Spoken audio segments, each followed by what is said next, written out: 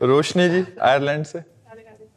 राधे राधे महाराज जी। महाराज जी, मेरा प्रश्न है कि भगवान को प्रसन्न कैसे करें ताकि वो हमारी मनोकामना पूरी करें। आपने बताया था कि तप करना चाहिए, तो कैसे तप किया जाए, कोई व्रत किया जाए कि हमारा मनोकामना पूरी? पहली बात तो एकादशी व्रत शुरू करो। फिर जैसे भगवान शिव की उपासना तो सोमवार व्रत शुरू करो, भगवान शंकर का अभिषेक करो, नाम जप करो, कुछ पाठ करो और वो भगवान को प्रदान करो।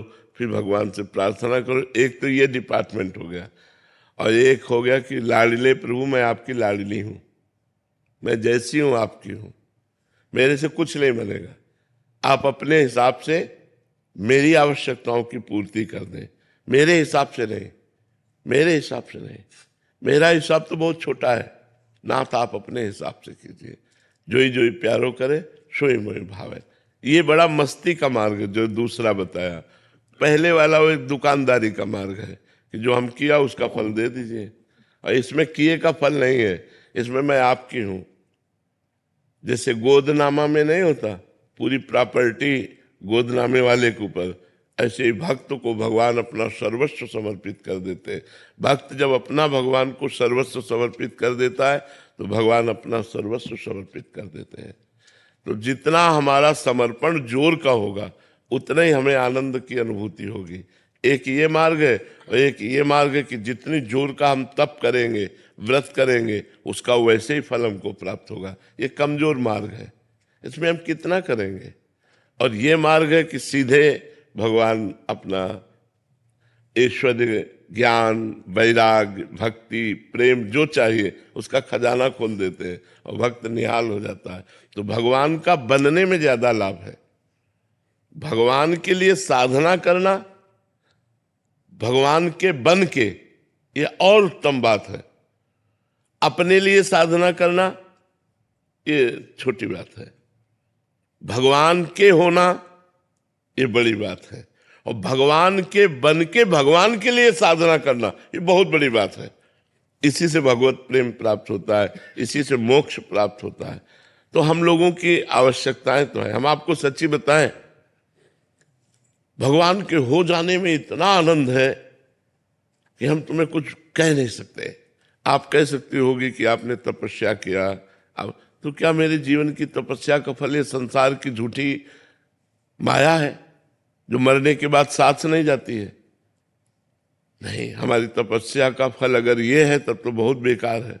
नहीं, भजन का फल ये नहीं है, भजन का ब्याज ये है। मूल फल तो भगवान का परमानंद प्राप्त होना, भगवान की प्राप्ति होना, दुखों से छूट जाना, सदा सदा के लिए दुखों से पिंड छूट जाना, ये भगवान के भजन का फल है। तो हमने 3 बातें बताई। भगवान से चाह पूर्ति करने के लिए भगवान की जो भजन शैली है, व्रत है, उपवास है, तीर्थ यातन है, दान पुण्य है, इनको करें तो हमारी कामनाओं की पूर्ति होगी। दूसरी बात बड़े जोर की, मैं भगवान का भगवान, मेरे नाथ आप मेरे स्वामी हो, मेरे पिता हो, मैं और किससे मांगूं? ये अपनापन, ये बहुत जोर की बात है। भगवान के होके अपनी आवश्यकताओं की पूर्ति करना। तीसरी बात, भगवान के लिए, भगवान के होके भजन करना, ये बहुत जोर की बात हो गई। अब हमें चिंता नहीं आगे क्या होना है, आप खुद देखिए आपको आगे क्या करना है। वो बड़ी मस्ती की बात होती, बड़ी मस्ती की बात हो। कदम कदम पर प्रभु की कृपा और प्यार दिखाई देता है कि हमारे प्रभु कितना हमें प्यार करते हैं। ये तब दिखाई देता है जब भगवान के होके और भगवान के लिए भजन किया जाता है, तब ये जोर की बात आती है। महाराज जी, अधिकतर तो ऐसा ही है कि मतलब कामना की पूर्ति हो जाए इसलिए भगवान। हाँ, प्राय ऐसा। लेकिन हमारी कामनाओं की कभी पूर्ति हो नहीं सकती। एक कामना पूरी होती है तो 2 कामनाएं खड़ी हो जाती हैं, 2 पूरी होती है तो 4 खड़ी हो जाती हैं। कामना ही पूरी शांत हो जाए, वो भजन का फल होगा कि अब कोई कामना नहीं। जाहि न चाही कबहु कछु, तुम सन सहज स्नेह, बसहु निरंतर तासुर सो राउर निज के।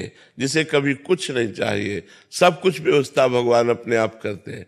चाह की कोई जरूरत करने की नहीं है, केवल भगवान के होने की जरूरत है, भगवान के भजन करने की जरूरत है, गंदे आचरणों के त्याग की जरूरत है।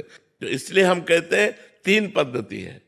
एक तो है करके भगवान से लेना, एक है होके भगवान से लेना, और एक है लेने की इच्छा ही ना रखना, केवल भगवान के हो जाना, तो सब अपने आप हो जाता।